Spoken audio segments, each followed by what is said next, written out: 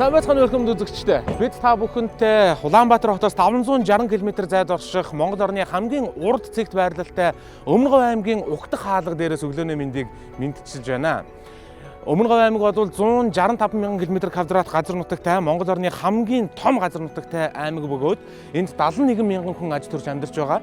За энэ 71 мянган хүн нэг бүрт 3.4 км квадрат газар нутаг ноогддог ийм өргөн удам нутаг. За нэг өрхөд бол 13.2 км квадрат газар нутаг ноогдож байгаа юм а. Та бидний сайн мэддгээр Өмнө Говь аймаг бол Монгол орны нийгэм эдийн засагт хамгийн чухал нөлөөтэй уул уурхайн бүс нутаг болсон аймаг бөгөөд мөн экспорт, импортын хамгийн гол үйл ажиллагаа өрнөдөг ийм бүс нутаг. За Өмнө Говь аймаг бол урд хэсгээрээ бүгд найрамдах Хятад ард улстай, баруун хэсгээрээ Баян-Хонгор аймагтай, хойд хэсгээрээ Өвөр хангай Дунд Говь аймагуудтай, зүүн хэсгээрээ Дорно Говь аймагтай тус хэлэлдэг ийм нутаг. За өнөөдөр бид та бүхэнд хөдөлмөр халамж үйлчлэгээний ерөнхий газартай хамтран зохион байгуулж байгаа халамжаас хөдөлмөрт нэвтрүүлгийн 2 дахь дугаарыг хүргэх гэж байна. Өмнө Говь аймгийн хөдөлмөр халамж үйлчлэгээний газрын үйл ажиллагаатай та бүхнийг танилцуулах болно. Мөн Өмнө Говь аймгийн нийгэм эдийн засгийн өнөөгийн нөхцөл байдлыг сонирхолтойгоор сурвалжлан хүргэх болно.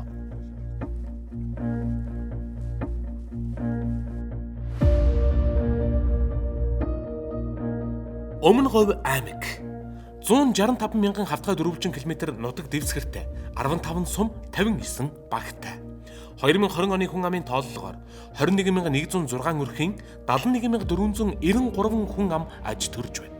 Насны бүдцээр нь англи бол 32.8%-ийг 14 хүртэлх насны хүүхдүүд, 52.8%-ийг 15-аас 59 насны залуучууд, 14.4%-ийг 60-аас дээш насныхан эзлэж байна. Хөдөлмөрийн насны 100 хүнд ноогдох тижээлэгч хүн амын тоо 2020 оны тооллогоор 55.4 байна. Өмнө Говь аймгийн хэмжээнд ажилгүйдлийн төвшин 4.1% бөгөөд ажилгүйдлийн төвшин аймгийн төвд 6.5 байгаа бол хөдөөд 2.9%-тай байна. Бидний зорилго бол хөдөлмөр халамж үйлчлэгээний ерөнхий газартай хамтран зохион байгуулж байгаа энэ халамжаас хөдөлмөрт хэмээх нэвтрүүлгийн хүрээнд аймаг орон нутгийн яг тэр нутаг дэвсгэр дээр нь ард иргэдийнхэн дунд ажиллаж амьдарч байгаа тэр хөдөлмөр халамж үйлчлэгээний газрын үйл ажиллагаа түүнээс гарч байгаа үр дүнгийн тухай сурвалжлагыг олон нийтэд хүргэхийг зорж байгаа. Хөдөлмөр нийгмийн хамгааллын яам, хөдөлмөр халамжийн үйлчлэгээний ерөнхий газрын харьяа байгууллагууд тэр дундаа бас аймаг орон нутагт байгаа хөдөлмөрийн чиглэлээр, нийгмийн халамжийн чиглэлээр төрийн үйлчлэгээ хүргэж байгаа нэгж газруудынхаа бас ажил үйлчлэгээтэй танилцаж тэр дундаа тухайн аймгийн онцлогийг манай яамнаас хэрэгжүүлж байгаа бодлогын шинжилэл хөрсөн дээрээ яаж бууж ийн вэ? Хэрхэн үр дүнтэй байна вэ гэдэг талаар бас олон нийтэд мэдээлэл хүргэж байгаа. Танай хамт олонд манай газрын хамт олонд талархалтай байна. Хөдөлмөр эрхлэлтийг нэмэгдүүлэн, өрхийн амжиргааг дээшлүүлж, ажилгүйдэл ядуурлыг бууруулан, хөдөлмөр халамжийн үйлчилгээг хуулийн хүрээнд чанартай шуурхай хүргэж, төрийн бодлогыг хэрэгжүүлэн, ажиллахыг эрхэм зорилгоо болгосон Өмнө Говь аймгийн хөдөлмөр халамжийн үйлчилгээний газрын хамт олон хуулийн хүрээнд зайлшгүй шаардлага бүхий иргэдэд улсаас олгож буй тэтгэвэр тэтгэмжийг тусгайлсан үйлчилгээ үзүүлэх замаар олгох. Мөн хөдөлмөрийн насны иргэдийн хөдөлмөр эрхлэлтийг дэмжих чиглэлд орон нутгийн иргэдтэйгээ нягт хамтран ажиллаж байна.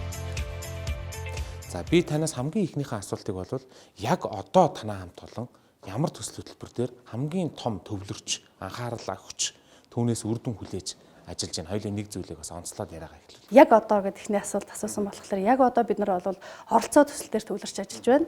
Оролцоо төсөл маань 21 аймаг 9 дүүрэг үндэсний хэмжээнд хэрэгжиж байгаа. Тэгэхээр залуучуудаа идэвхжүүлээ, залуучуудынхаа манлайлалыг нэмэгдүүлээ.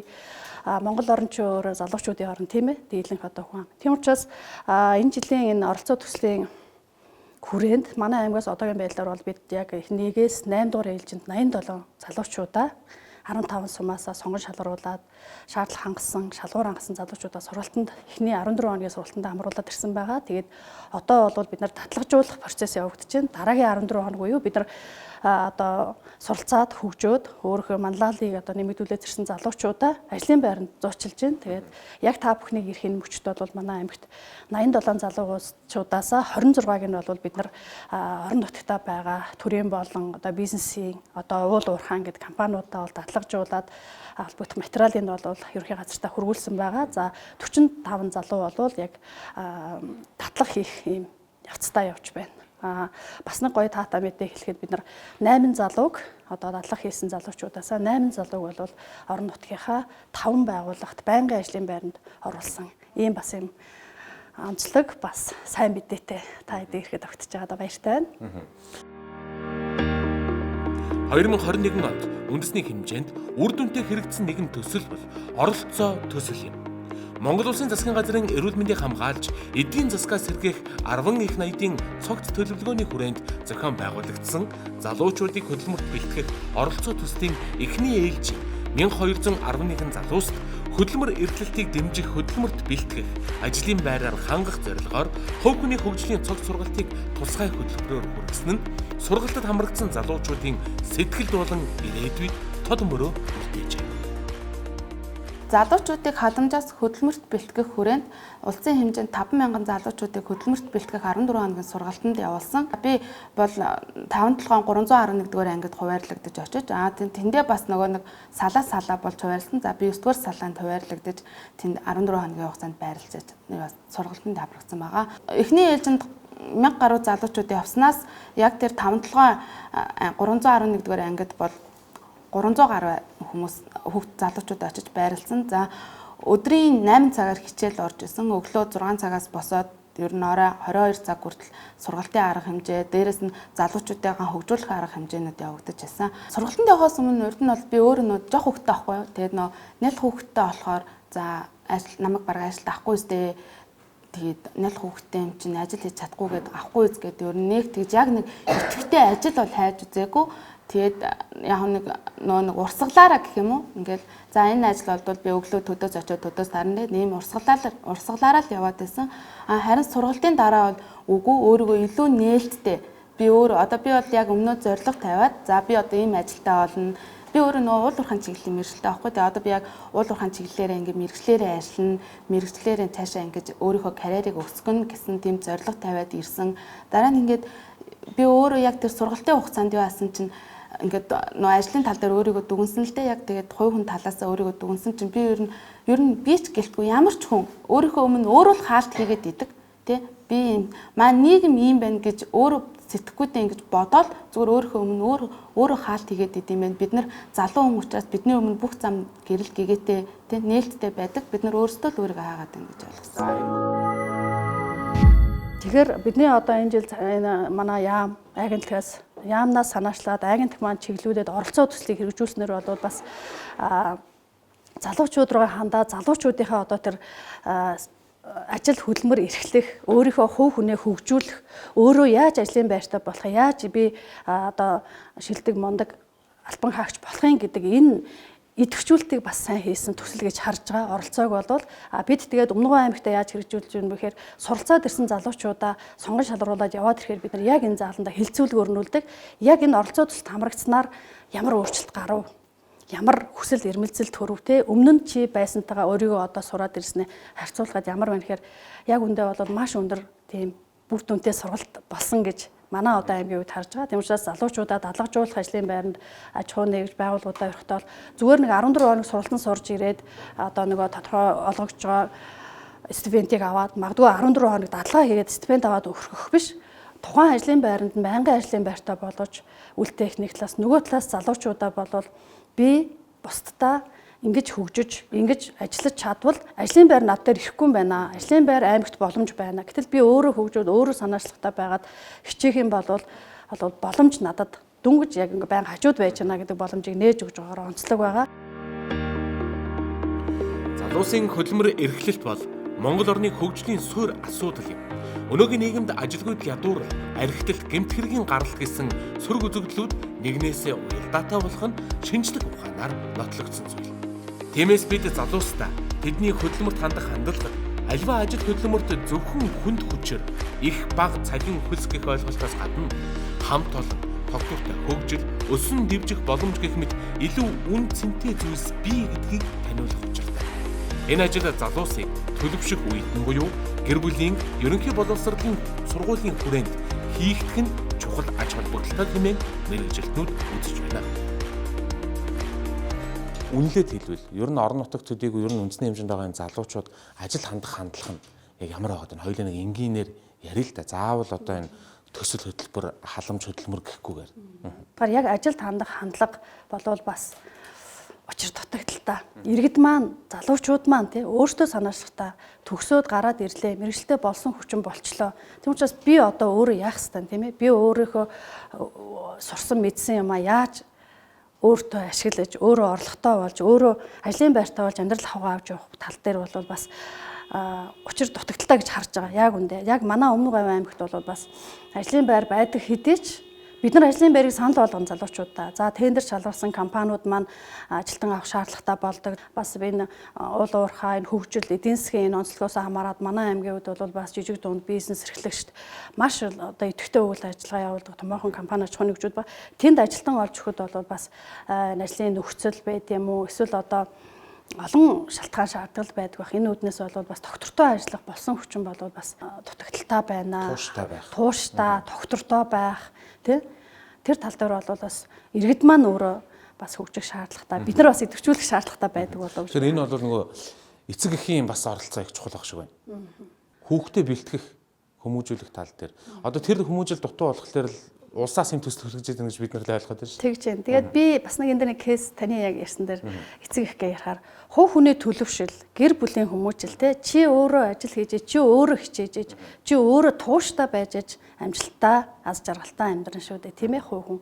Тэр хүмүүжлийг бид нар одоо бас одоо илүү сайн орчин цагт төгсдөг гэж бодоод байна тий. Сошиал, цахим хэрэглээ, за бүх юм одоо ингээ нээлттэй хүний эрх гээл одоо бүх юм ингээд одооний залуучууд хүүхдүүд маань нээлттэй болцохоор тэр тал дээр бол бид нар илүү одоо ээж аауд гэр бүл нь хүмүүжүүлэх, суур хүмүүжлийг олох хэрэгтэй гэж харж байгаа. Манай оролцоо төсөл залуучууд орж ирээд яг энэ зааланда хилцүүлэх гэхээр манай 2 3 залууд гэж хэлсэн. Дараагаа энэ сургалтыг яг ийм юмыг 10 жилд яагаад орж болтгүй юм бэ? 10 жилийн хичээлд оруулмаар байна. Тэгэх юм бол одоо бид нар ч юм бол үдээцтэй нэрээ яахаа ойлгоцсон гэж ярьж байгаа байхгүй юу? Тэгэхээр би бас энийг яг энэ үндэсний хэмжээнд хэрэгжиж байгаа төсөл тодорхой хугацаанд хэрэгжээ, тодорхой залуучуудыг хамруулад, тодорхой үр дүн тооцоод ар дээр нэг юм зураг харагдан тийм ээ. Тэгэхээр улам лавшруулаад одоо хүүхдүүдийн хүмүүжүүлэлт ерөнхий боловсролын сургуулийн одоо тэр хөтөлбөрт ч юм уу одоо тэр зан үйл ёс зүй хүн болох тэр хүнд нь энэ хөдөлмөрт суралцаач өөрийнхөө төлөө хичээгээч гэдэг одоо энэ мессежүүдийг аягуулсаа өгстэй юм байна. Та хэдэн хүний бүрэлдэхүүнтэйгээр энэ нийт хүн амын яг энэ чиглэлийн асуудлуудыг хариуцж байна. Танаа бүтэц бүрэлдэхүүн юм. За манай газрын хувьд манайх 3 хэлтстэй 54 албан хаагчтай. Тэгээд дэрэгдээ бол бидээ соёлол, загвар төв, борлуулалтын цэг гэдэг ийм бүтцтэйгээр ажилладаг. Тэгээд 3 нэгж маань бол захиргаан хяналтын хэлтээс за хөдөлмөрийн хэлтээс маань хөдөлмөрийн асуудал, нийгмийн халамжийн хэлтс гэдэг ийм бүтцтэй л орон нутагтаа энэ хөдөлмөрийн эрхлэлт, нийгмийн халамжийн чиглэлээр төрөөс баримтлах бодлого шийдвэрийг хэрэгжүүлж ажиллаж байна. Тэр хангалттай байдаг уу энэ тоо? Хүний нөөцийн хувьд боломжийн байдаг. Үйл ажиллагаагаа сайжруулах, улам хурдтай хүртээмжтэй олон нийтэд нээлттэй ил тод болохын тухайд ямар арга хэмжээ авч хэрэгжүүлж байна. Ер нь бол нийтээрээ нэг төрлийн албыг ур чадварын хувьд дутагдaltaй, хүнд сурталтай, ёс суртахуунгүй гэдэг нэг ийм шүүмжлэлүүд нийгэмд гараад идэг болчлаа. Тэгэхээр бид нар ч одоо ингээд төрийн албаны хүмүүсийг харах нь л тэр нэг сүүдэр талаас нь олж харчаад ингээд хэцүү байгаа даа шүү дээ. Та бас яг өөрөө энэ салбарт ажиллаж байгаа хүний хувьд нэг зөвтгөл хийх хэрэгтэй болов гэж бодож байна. 2019 оноос төрийн албаны шинэ үйл хэрэгжиж эхэлж байгаа. Тогтолцооны хувьд, за сонгон шалралтын хувьд тий энэ хүмүүсийг одоо чадахжуулахын хувьд маш олон юм шинэлэг төрийн албаны шинтгэл явуулж байгаа шүү дээ тий. Түүнээс энтэй холбоотой яг манай газрын хувьд бол бас би үндсэн бааз хүний нөөц, үндсэн бааз хамт олон маань бол маш сайхан хамт олон байдаг. Тэрэн дээр улбалаад бид нар энэ төрийн албаны шинтгэлийн хүрээнд яаж дотоодод хүний нөөцөө чадахжуулах юм, яаж ёс зүйтэй байх юм. Тэр дундаа яг манай нийгмийн одоо хөдөлмөр нийгмийн халамжийн салбарчин бол өргөн хүрийг хамарч төрийн үйлчлэгээ явуулдаг. За нэг талаас нөгөө талаас бол мэдээж ингээд дандаа хүсэлттэй дэмжлэг хүссэн магадгүй тий ажилд орох гэж байгаа тийм иргэдэд үйлчлэгээ үзүүлдэг учраас нэн төрөнд бид нар харилцаа хандлагын асуудалтаар бол бас нэлээд дотоод сургалтуудыг анхаарах ёстой, үе шаттай хийдэг байгаа, ёс зүйн зөвлөл маань нэлээд сайн идэвхтэй ажилладаг байгаа. Тийм учраас төрийн албан хаагчид одоо нөгөө энэ залуу хүмүүсийн яриад байгаа хүн сурталтаа интерментер гэдэг бол харьцангуй одоо манай байгууллагаар би гайгүй боломжийг бид нар бас иргэдээсээ өөртөө иргэдээсээ юуны судалгаа авсан бас байнга авч ажилладаг. Тэн дээрээ тулгуурлаад ингэж хүмүүсээ чадварчуулах, харилцаа хандлага дэвшүүлэх. Хууль дүрм яриад ирэхээсээ илүү, яриад байхаасаа илүү татгалзаж байгаа саналаач гэсэн бас ингэж тэр хүн дайтайхан сайхан яриад тэр хүний бэрхшээлийг, тэр хүний асуудлыг сонсоод гаргахад магадгүй тэр одоо хэл ам те хүмүүсийн энэ үл ойлголцол байхгүй байх гэж би боддог шүү дээ. Төрийн энэ аппаратын үйл ажиллагаа ингээд нэг схемээр, механикаар ингээд зурсан зургийнхаа дагуу, процессийн дагуу яваад л өнгөрдөг гэж бид нараас ойлгож болохгүй. Одоо та нарыг бол би их сэтгэлээ зовоод, сэтгэлээ чилээж, тэр хүний төлөө санаа зовж, тавьж, чин сэтгэлээсээ ажилдаг хүмүүс болов уу гэж анзаараад ажиглаад байна л да. Тийм шүү дээ. Яг үнэ. Хөгжлийн бэрхшээлтэй, зорилцод бүлгийнхэн, за дэмжлэг шаардлагатай, тий жирэмсээчүүд, түрхэж байгаа ээжүүд, ахмадууд гэдэг ерөөсөө бид нар чинь нийгмийн бас энэ бүхэл салбарт хурж ажиллаж байгаа учраас хамгийн их сэтгэлтэй, хамгийн их хариуцлагатай, тэр дундаа бас хамгийн их одоо ачааллыг дааж чаддаг ийм мэргэжлэнүүд бол бас манай салбарт сэтгэл зүрхээр ажилладаг.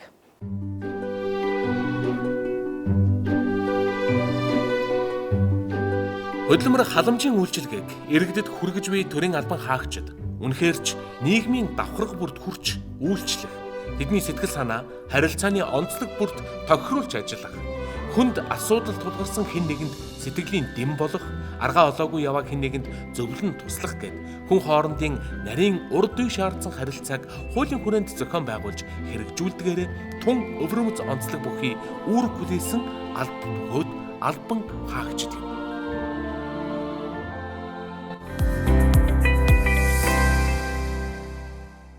За намайг Жаргал сайхан гэдэг 2006 оноос эхлээд оёдлын өрхөх орлогыг нэмэгдүүлэх зорилготойгоор оёдлын үйл ажиллагаа явуулж эхэлсэн.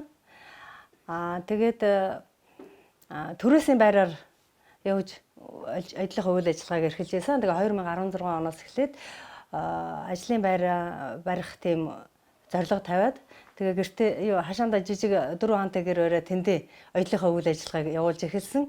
Ингээд оёдлынхаа үйл ажиллагааг тасралтгүй явуулж явуулсныхаа үр дүнд 2019 оны сүүлчээр 2020 оны эхээр ажлынхаа байрыг барьж дуусгасан.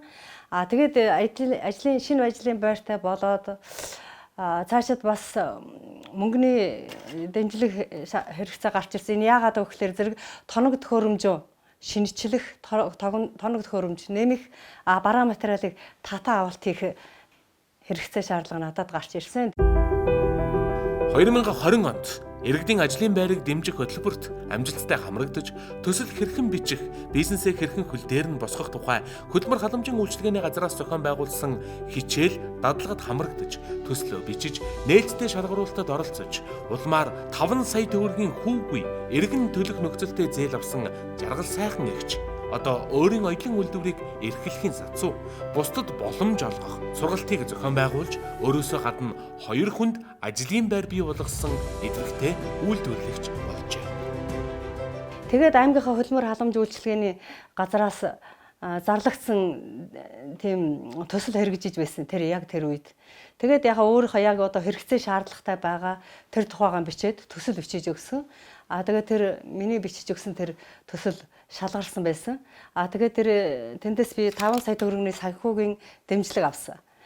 5 сая төгрөгөөр юу авсан бэ гэхээр шинээр 2 оёдлын машин авсан.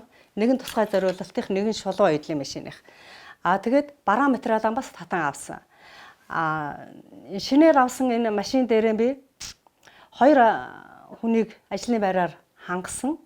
Тэгээд ингээд 2 хүнийг ажлын байраар хангаж ажиллуулад хажуугаар нь бас залуучууд, эмэгтэйчүүд, бүсгүйчүүдэд зориулаад сургалтыг бас, оёдлын сургалтыг бас явуулж эхэлсэн. Үнэхээр иргэндээ хүрч үйлчилсэн ийм төсөл хөтөлбөрийг хэрэгжүүлж байгаа хөдөлмөр халамж үйлчилгээний хамт олонд бол үнэхээр талархаж байна. Цаашдаа олон хүнд, олон ийм хүмүүст хүрч үйлчлээсэй гэж хүсэж байна. Халамж хүртэгчид бас нийгмийн одоо маш том сэдэв болж байна л да. Тэгэхээр энэ халамжийг хоёулаа тоо мэдээлэл, төсөв санхүү ярихаасаа өмнө ер нь яагаад энэ халамжийн бодлогыг төр хүнлэг инэрэнгүү төр яагаад энэ халамжийн бодлогыг заавал хажуудаа авч явдаг юм бэ гэдэг талаас нь яг энэ Хөмнөговь аймагт одоо байгаа багийг ахалж ажиллаж байгаа та ямар бодолтой байдаг? Нийгмийн дунд ярьдаг те халамж хавтгаараад халамжийн бодлого буруу байна. Аль нэг одоо улс төрийн хүчин өөртөө иргэдэд таалагдахын тулд илүү олон бэлэнчлэг сэтгэлгээтэй мөнгө өгдөг ч гэдэг юм те. Тэгэхээр халамжийн бодлого болвол аль ч улс орнд байх ёстой. Байгаа ч зүйл. Шинээр бүрэлдсэн засгийн газрын бүрэлдэхүүн халамжаас хөдөлмөрт гэдэг юм бодлогын шинжилгээ явж байгаа тийм. Тэгэхээр энэ бол нэг талдаа бас өмнө нь байсан тэр иргэдийн шүүмжлэлд дагуулж байгаа ч юм уу анхаарах ёстой асуудлуудыг цэгцлээд эхэлсэн байгаа гэж одоо яг нэгж орон нутагт энэ салбарыг хариуцж алж байгааг бодож байгаа. Одоо үнэхээр өөрийн бие даагаад бусдын оролцоогүйгээр хэвэн амьдрах боломжгүй тэр хүмүүсийг бол зайлшгүй халамжийн бодлого хэрэгцээтэй. Тэр дундаа хөгжлийн бэрхшээлтэй одоо хүүхдээ асарч байгаа ээж бол яагаад ч байнгын ажил хийгээд орлого олоод хамт олонтой байх боломжгүй шүү дээ. Өндөр насны тэтгэврт гарсан эсвэл байнгын асаргаатай ахмадууд бол яалчгүй халамжийн бодлогоор төр эднэрт хайр хүндлэлээ үзүүлэх ёстой. Харин одоо манай бодлогын шинжилэлд явж байгаа энэ хүнсний эрхийн бичгийн үйлчлэгээ гэдэг нэг асуудал байгаа шүү дээ. Энэ дээр бол бас анхаарах асуудлууд байсныг энэ шинэ бодлогоор бол нэлээд сайн цэгцэлж чадаж байгаа. Биднэрт хэрэгцээ одоо яг цаг үе олсон гэж бид нар харж байгаа. За халамж хүртэгчдэд мэдээж энэ хүмүүсийг бол ингэж ангилж одоо ярих нэг юм шилэн хоргонд хийж ягаад гаднаас нь хар зогсохын төр бол нийгмийн хувь зогсгүй л дээ. Гэхдээ яг өнөөгийн нийгэм болвол ингээд энэ хүмүүсийг ялгархаас өөр аргагүй ийм нөхцөл байдлаар бол үлдээч гэдэг. Жишээ нь хөгжлийн бэрхшээлтэй хүний зүгээр л ажиллах, амьдрах, орчин нөхцөлийн тухай ярихад л асуудал үүсэж эхэлдэг. Тэр хүмүүс биднээс илүү ирэх нэхээгүй шүү дээ. Би хөлгөө учраас надад илүү мөнгө өг гэж бол хэлээгүй. Зүгээр л та нартай ижил төвшөнд амьдрах гэсэн юм аа. Тэр боломжийг л хангаад өгөөч л гэж. Тэгэхээр энэ тал дээр ямар одоо арга хэмжээг жишээ нь танай аймгийн хэмжээнд авч хэрэгжүүлж байна. Шинэ баригдаж байгаа барилгуудаа та нөгөө хөгжлийн бэрхшээлтэй хүмүүс зориулсан орчин нөхцөлийг нь хангуулж яг чадчихэв нь. Тэр шинээр барьж байгаа барилгын эзэдүүд энэ дээр бас ямар хандлагатай байдгийг гэх мэтчлэн зөвхөн барилга дээр л жишээ авлаа. Нийгмийн үйлчлэлийн төр нь энэ чиглэл рүү хөгжиж байна. Тэгэлгүй яг хөгжлийн бэрхшээлтэй иргэдийн эрх оролцоог нэмэгдүүлэх хүртээмжийг орчин нөхцөлийн сайжруулах тал дээр яг л бас манай баазрын хариуцах манай хэрэгжүүлэх ажлын нэг бол мөн манай аймаг бол нэг хөгжлийн бэрхшээлтэй иргэд маань 1800 орчим хөгжлийн бэрхшээлтэй гэсэн юм тоо мэдээ байдаг. За мэдээж халамжийн сангаас олгох ёстой дүрм журмын дагуу хөнгөлт тусламжуудаа бодвол бид нар өгөхөөс гадна яг таны хэлсэн нийгэмд ажиллах нөхцлөөр за өөр хэвийн энгийн амьдрах одоо бэрхшээлгүй иргэдтэй адил төвшөнд амьдрахад ямар бид нар анхаарах ёстой мэй гэдэг дээр анхаарах том асуудлын нэг бол мөн бид нар 2018 оноос эхлээд энэ бүтээн байгуулалт төрөнсөн нэлээд одоо олон бүтээн байгуулалтууд хийгдэж байгаа гэдээ би түрүү ярьсан та бүхэн маань ч бас харж байгаа байх цаашдаа ч бас хийгдэх байх. Тэгэхээр энэ хөгжлийн бэрхшээлтэй иргэдэд хүртээмжтэй орчин магадгүй банкн дээр очиод магадгүй төрийн байгууллагт очиод тэрэгцэртэй иргэн ямар үйлчлэг авах юм. Харааны төвшин бэрхшээлтэй иргэн яаж авах юм гэдэг тал дээр бол бас энэ орчны хүртээмжийг асуудал дээр бол нэлээд бас тодорхой бодиттой ажлууд хийсэн. Одоо ч бас хийж байна. Манай аймгийн одоо 2021-с 24 онд хөгжүүлэх засгийн мөрийн хөтөлбөрт бол энэ хөгжлийн бэрхшээлтэй иргэдийн эрх оролцоог хангах, за хөгжлийн бэрхшээлтэй иргэдийн арга гэрэлт бас одоо хасран хамгаалагч руу чиглэсэн бодлогуудын дэд хөтөлбөртөө тусгаад тодорхой санхүүжилтийг тавиад хэрэгжүүлэх нь мэдээж манай байгууллага бусад гэр бүл бусад одоо төрийн бус байгууллагатайгаа хэлж байгаа. Барилгууд гэдээ ярьж байна те би бүтээн байгуулалт гэдээ ярьсан. Барилгууд дээр бол манай хөгжлийн бэрхшээлтэй иргэдийн салбар зөвлөл, хөгжлийн бэрхшээлтэй иргэдийн төрийн бус байгууллагын тэргүүнүүд бол заавал одоо барилгын одоо ашиглалтанд авах баг байдаг шүү дээ те. Тэр багт бол заавал нэг төлөөллийг бол оруулж 18 оноос хойш бол ийм бас жишг тогтсон нь бол бас энэ нэг сайн жишг гэж бид харж байгаа. Магадгүй яг бэрхшээлгүй хүн очиод тэр барилга дээр хүрэлцээний асуудал, хүртээмжийн асуудал, орчин нөхцөлийн асуудал ярихаар бол бодиттой бас байж чадахгүй тийм ээ. Стандарт байдаг. Манай байгууллагууд нэг юм налуу замл байвал болчиндоо одоо тэрэгцэртэй иргэ ороод ирэндээ гэсэн ойлголттой байдаг тийм. Гэтэл налуу зам маань өөр стандарттай. Стандартыг хангасан налуу зам хийжээж иргэн маань орж иж бидрээс үйлчлэг аавна. Энэ хүртээмжтэй орчны тал дээр бол бас тодорхой ажлуудыг хийсэн байгаа. Цаашдаа ч хийхээр болно.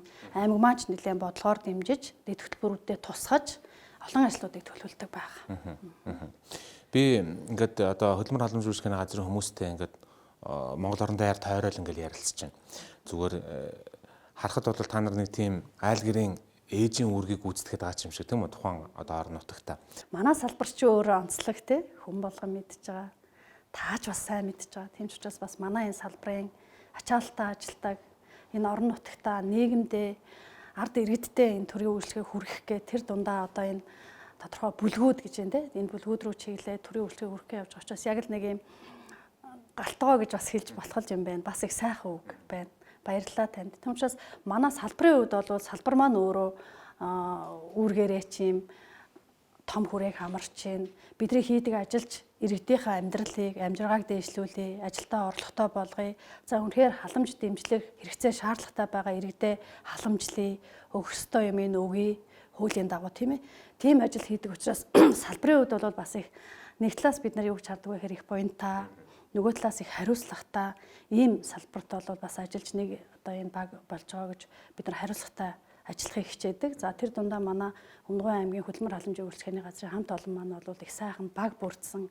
Дээрээс нь манай хөдөлмөр халамжийн үйлчлэгээний ерхий газар одоо багийн маань ахалж байгаа Таш Тэмрэл дарга, дэд дарга нар маань цаашлаад одоо дээшээ төвшин тэгэхээр яамны маань удирдлагууд бол нэлээд сайн уялдаатай ажиллаж чаддаг, бидрийг сайн чиглүүлж чаддаг. Эргээгээд бид нар зөвлөн туслаад үүрэг чиглэл өгөхөөр бид нар эргээгээд хүний амьдрал, нийгмийн амьдралд тодорхой хэмжээний маш олон том үр дагавар сайн муу тий бид нар сайн ажиллавал энэ орон нутгийн ажилгүйд буурна. Энэ халамж авж байгаа иргэд чи авах хэрэгтэй юм аавна тийм үү.